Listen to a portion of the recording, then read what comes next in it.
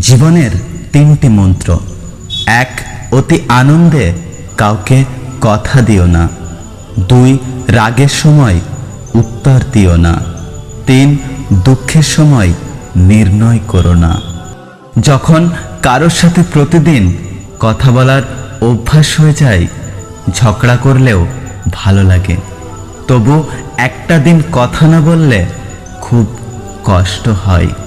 কঠিন হলেও এটাই সত্যি, যখন মানুষের দরকার পড়ে তখন অচেনা কাউকে বন্ধু বানিয়ে নেয়, আর যখন প্রয়োজন শেষ হয়ে যায় তখন অনেক দিনের পুরানো বন্ধুকেও হারিয়ে ফেলে।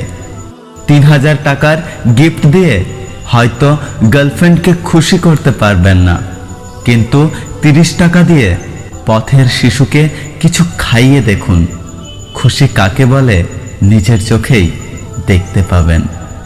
ভাগ্যবতী তো সেই মেয়ে যাকে হারানোর ভয়ে একটা ছেলে কাঁদে।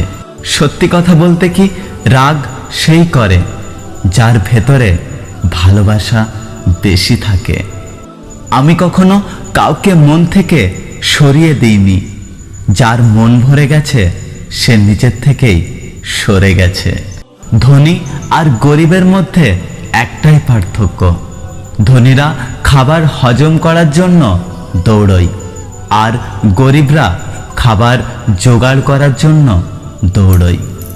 বছর শেষ হতে সময় লাগে 365 দিন, মাস শেষ হতে সময় লাগে 30 দিন, দিন শেষ হতে সময় লাগে 24 ঘন্টা, কিন্তু মানুষের মন বদলাতে 1 সেকেন্ডও সময় লাগে না। আমি খারাপ থাকি, অসুবিধে নেই, কিন্তু কারো খারাপ হোক এটা কখনোই চাই না। সময়ের সাথে সাথে যদি কোনো সম্পর্ক পাল্টে যায় তাহলে ভেবে নেবেন সে সম্পর্কে ভালোবাসা ছিল না, প্রয়োজন ছিল। একটা কথা মনে রেখো, একদিন আমি এমনভাবে হারিয়ে যাব তুমি সরি বলারও সুযোগটা পাবে না। বিশ্বাসটা যখন একবার ভেঙে যায় তখন হাজারটা সত্যি কথাও মূল্যহীন মনে হয়। কিছু কিছু মানুষ এতটা আপন হয়ে যায় যে মাঝে মাঝে ভয় লাগে, যদি ছেড়ে যায় তাহলে আমার কি হবে। খাবার যতই দামি হোক, পচে গেলে যেমন তার কোনো দাম থাকে না, তেমনি একটা মানুষ যতই শিক্ষিত হোক, মনুষ্যত্ব না থাকলে তার কোনো দাম থাকে না।